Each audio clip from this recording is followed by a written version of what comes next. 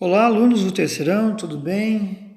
Então, estamos iniciando um vídeo aula sobre a revisão de história. Vou tentar ser bem objetivo, né? É um resumo dos principais pontos, tá? O tema é a Era Vargas. Então, vamos iniciar primeiro, lá pelo início da nossa República, 1894 a 1930. Esse momento era chamado de República Oligárquica, também é conhecida como Primeira República, outros chamam de República Velha, ou também República do Café com Leite. A palavra oligárquica significa poder para poucos, né? Então a política estava nas mãos de latifundiários, que eram os coronéis, né? Os coronéis eram chamados coronel o fazendeiro de café, o dono de fazenda de gado. Então esse detinha o poder não só nas suas terras, mas ele tinha o poder em toda a cidade. Ele mandava em tudo. Mandava na prefeitura, mandava no governo. A maior parte dos políticos eram eleitos pela força do coronel, né? Ele tinha o controle, já como a maior parte da população vivia na área rural, né? A principal atividade econômica era a agricultura e era o café, né? A pecuária. Então ele tinha todo o poder em suas mãos. O voto era aberto, todo mundo sabia em quem as pessoas votavam. O voto de cabeça significava que as pessoas eram obrigadas a votar nos candidatos dos fazendeiros, né? Como os fazendeiros ajudavam, entre aspas, né? Desde favores, né, que eles faziam à população, principalmente populações mais necessitadas. Em época de eleição, os coronéis cobravam em forma de voto, né? E fora outras coisas, né, que se fazia. Então, a política dos governadores, os governadores então ajudavam a eleger deputados, em troca os deputados conseguiam verbas para os estados e municípios. Vamos para frente. O café, né, a economia cafeeira, também chamado ouro verde, trouxe certo desenvolvimento, transformações, né, urbanização nas cidades, Rio de Janeiro, né, ali na região do Sudeste. Mas a grande população ficou à mercê, né? A grande população não era atendida, porque como a política era dominada pelos coronéis, os governantes atendiam interesses dos coronéis e ficava sempre à margem a população, a maioria da população, né? Por isso que surgiram uma variedade de revoltas nessa época, né? Então ali, Vacina, Chibata, né? Santa Catarina, a Guerra do Contestado. Aqui temos então, né, em destaque algumas. Guerra de Canudos e do Contestado foram chamadas as guerras messiânicas. Messiânicas vem de Messias, né, Salvador, líder religioso, né? Por exemplo, em Canudos, Antônio Conselheiro, e Contestado, José Maria. Eles eram beatos, eram religiosos que usavam da religião, da fé das pessoas. Alguns chamavam de fanáticos, né? E davam esperança, né? Conseguiam convencer a população a se unir, a organizar comunidades independentes. Como assim comunidades independentes? Com leis próprias, né? Sem respeitar o governo republicano. Eles chamavam que o governo republicano é um governo demoníaco. E eles eram a favor da monarquia, a monarquia celeste. Então, isso mobilizou os governantes a acabar, né? Por exemplo, Canudos foi totalmente arrasada, né? A comunidade de Canudos lá, mais ou menos de 30 mil pessoas, foi totalmente arrasada. De contestado também, foi utilizado avião da Primeira Guerra Mundial, né? No Nordeste, o Lampião e Maria Bonita, os principais cangaceiros, também se destacam como um Robin Hood do cangaço, onde eles invadiam, né, as fazendas, roubavam os coronéis, tá? E como se fossem justiceiros, né? Justiça com as próprias mãos. Vamos para frente então. Enquanto isso, nos Estados Unidos, aqui estava um país que tinha ganhado muito dinheiro, né, com a Primeira Guerra Mundial, nos anos 20. Os Estados Unidos já estava sendo uma potência mundial, entra numa crise muito grande, né? Bancos quebram, indústrias quebram, né? A falência, o desemprego, né? Pessoas que tinham ficado ricos do dia para a noite perderam tudo também do dia para a noite, né? A bolsa de valores, as ações, que o preço das ações despencaram, desapareceram, né? Pessoas que tinham suas economias tudo investido em ações, né? Simplesmente não tinham mais nada. Suicídios, pessoas que se desesperavam por conta dessa crise aí. Uma crise, então, que não foi só nos Estados Unidos, mas que provocou crise, inclusive, aqui no Brasil. Os Estados Unidos era o principal comprador de café brasileiro, então gerou uma crise cafeeira aqui também. Essa crise provocou, vamos dizer, foi uma das causas, dos motivos para o surgimento de ditaduras na região. Nazifascismo, governos totalitários são governos de ditadura. Então, na Alemanha, com o nazismo, na Itália, o fascismo, em Portugal, na Espanha.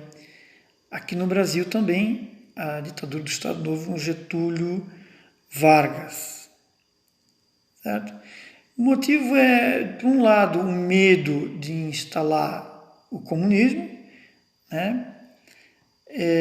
E também o descontentamento com o capitalismo liberal, muita liberdade, né? O governo muito liberal demais provocou crises.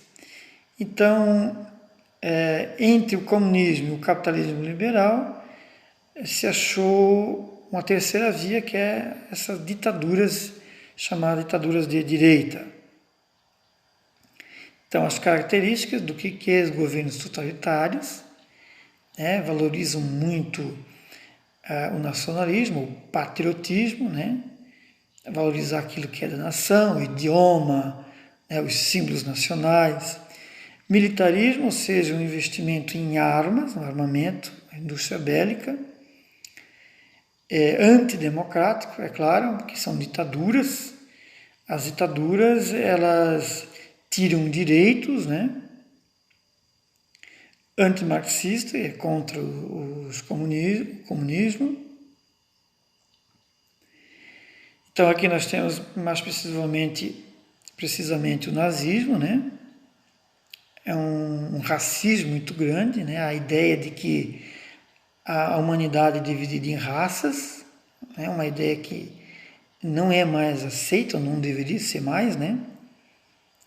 Os alemães queriam se tornar uma raça superior, uma raça pura, e todas as outras deveriam ser exterminadas como a raça, como os judeus, né? Então temos ali uma figura de pessoas nos campos de concentração, embaixo, e a superior é um comício, uma parada, né? Que era organizada pelos nazistas para para chamar a atenção da população, né? Hitler era um hábil orador, né? Manifestações de militares, paradas militares, que surpreendia muitas pessoas.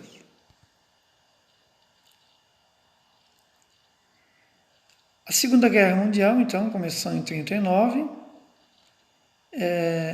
por três motivos principais. A Alemanha, a Itália estavam numa crise muito grande, né? Então, a ideia de se recuperar da crise, as ditaduras, o surgimento, né, o nazismo, o fascismo, é que colocou o mundo em guerra, né? Eles foram responsáveis para iniciar uma guerra. Uma política expansionista, a ideia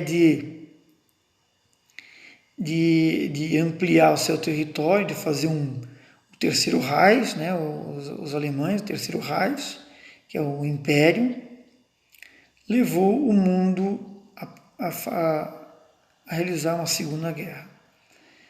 Então, temos ali as fases, né? A primeira fase é Blitzkrieg. Os alemães eram, vamos dizer assim, invencíveis, né? A rapidez. Por terra, né? As tropas, enquanto elas invadiam, por ar, né? Os aviões, os bombardeios, não tinha para ninguém, os inimigos não, né? Os adversários de Hitler não conseguiam deter o seu avanço, coisa que mudou já na segunda fase, né? A Batalha de Stalingrado foi um divisor de águas, né? Foi a primeira vez que as tropas nazistas elas perdem em Moscou, né? Na Rússia. Os russos vão recuperando aos pouquinhos os territórios dominados pelos nazistas. A entrada dos Estados Unidos na guerra, por conta, os japoneses invadiram Pearl Harbor, né? Em troca, os Estados Unidos entram na guerra. Itália, né? Os fascistas vão ser derrotados primeiro, Mussolini vai ser preso e vai ser condenado à morte. O dia D, então, enquanto os aliados, né, todos os aliados nos Estados Unidos, a França, os ingleses, eles combinam, né, vai ser em julho de 44, quando invadem as praias de Normandia e consegue expulsar as tropas nazistas de Paris, da França, né? Eles conseguem expulsar, livrar a França dos nazistas. Daí vai ser que nem aquele jogo de dominó, né? Vai ser o final do nazismo e do fascismo. A rendição da Alemanha vai chegar quando Berlim é cercada. Hitler, né, sua esposa e o Goebbels, ministro da comunicação, vão se suicidar. E Japão, que faltava os japoneses se render, vão se render depois de ser lançadas as bombas atômicas nas cidades de Hiroshima e Nagasaki. Vamos para frente, as consequências, tem os massacres, os saldos de mortes, né? Tribunal de Nuremberg, nazistas vão ser condenados, vão ser responsabilizados pela guerra. O Holocausto, né? Milhões que morrem nos campos de concentração, judeus é a maioria, mas comunistas, homossexuais, pessoas de religião como Testemunha de Jeová, pessoas que eram contra o sistema, o regime, vão para esses campos e vão ser exterminados, né, em câmaras de gás, né? Mudanças geopolíticas, então a criação da ONU, representatividade em vários países do mundo, com o objetivo de cuidar da paz.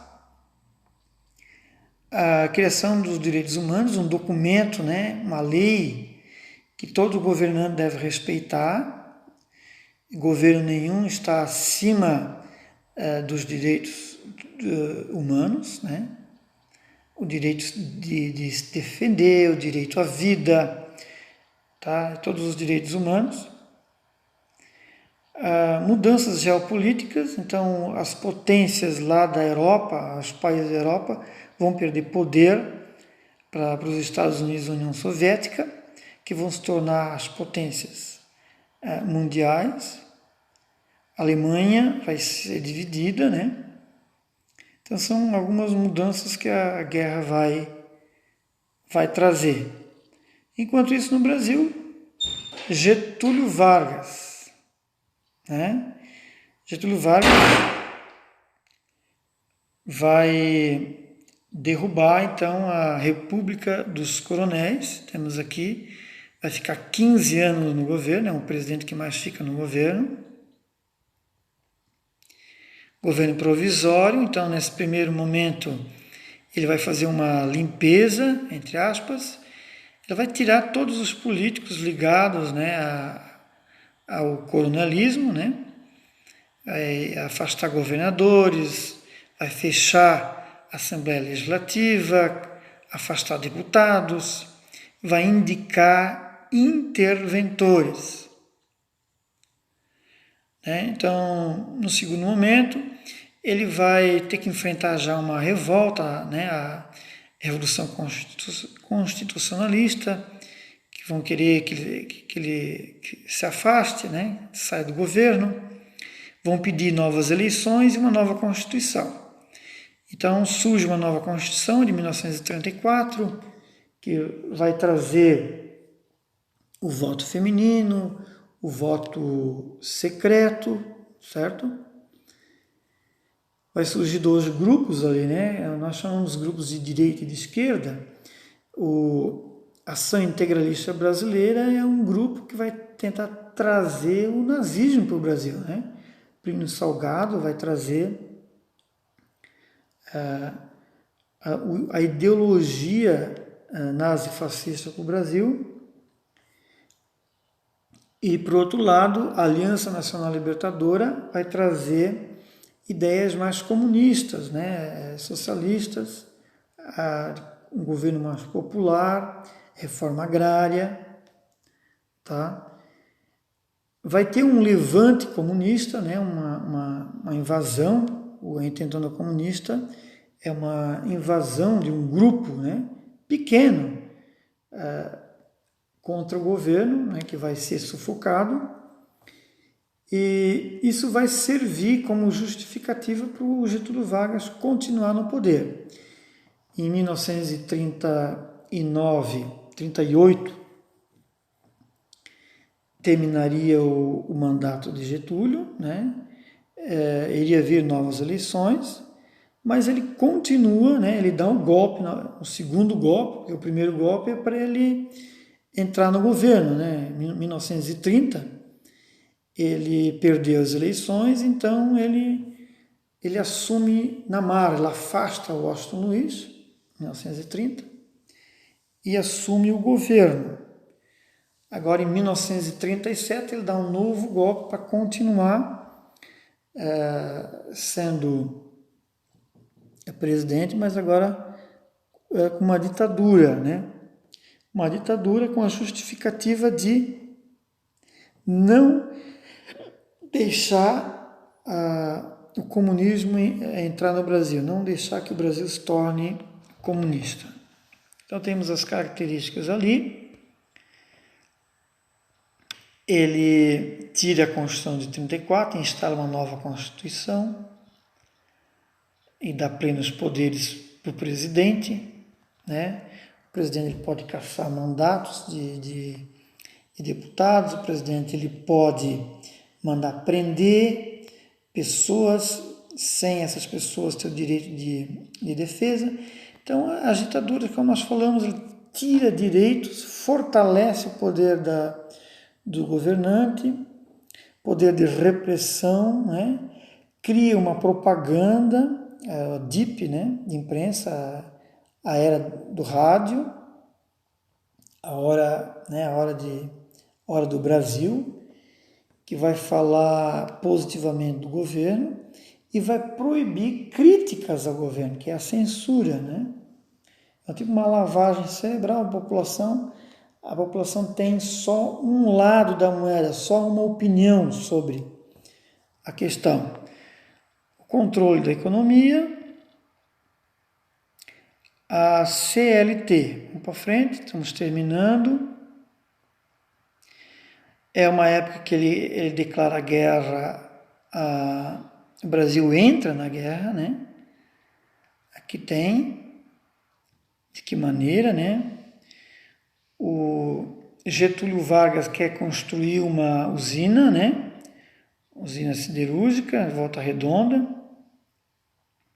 com empréstimo dos Estados Unidos, né? Em troca, os Estados Unidos, até ali o Brasil estava neutro, né? Na guerra. O Brasil, em troca, o governo teve que mandar lá para a guerra, para os países da guerra, os aliados, mandar borracha e minério de ferro. Quem não gostou disso foram os alemães, os nazistas, que afundaram navios brasileiros, forçando a entrada do Brasil na guerra. Então, o Brasil entrou ao lado dos aliados contra os nazistas, né? Getúlio era um pouco nazista, né? E foi contra o nazista. Então, meio irônico a questão. Cerca de 25 mil soldados brasileiros foram enviados lá na Itália, né? Ajudaram a derrotar o fascismo na Itália, o ditador de lá, FEP. Então a era getulista ela vai ter fim quando Getúlio Vargas vai ser obrigado a renunciar. Sim, tropas do exército, né, cercam o palácio e é obrigado a renunciar. E quando termina a Segunda Guerra Mundial, né, o nazismo acabou, então acabou por Getúlio também, encerra-se a fase da ditadura de Getúlio Vargas ali. Getúlio foi conhecido como foi conhecido também como populista, né? Então surge ali as leis trabalhistas na época dele, né? Ele faz uma reforma muito legal ali para os trabalhadores, mas ele utiliza essas conquistas porque muitos trabalhadores conquistaram esses direitos através de guerra, manifestações, né? Muita gente foi morta e presa por conta disso. Ele utilizou como uma propaganda para ele, né? Criaram uma propaganda, criaram o nome assim, Getúlio, o pai dos pobres, né? E isso colou, né? Eles, no dia 1º de maio, criaram, que é o Dia do Trabalhador, o feriado, que hoje ainda é feriado, foi criado na época dele. E nesse dia eles faziam umas paradas assim, né? A multidão, daí agradecendo o Getúlio como o grande pai, o grande bonzinho que ajudou os trabalhadores. Né? Enfim, terminamos aqui então. Obrigado pela atenção, né? Se inscreva no nosso canal, curta nossos vídeos. Grande abraço, vou deixar esse material em PDF também. Para a próxima semana, estudem. Eu vou passar uma atividade avaliativa sobre essa aula. Tá legal? Grande abraço, tchau.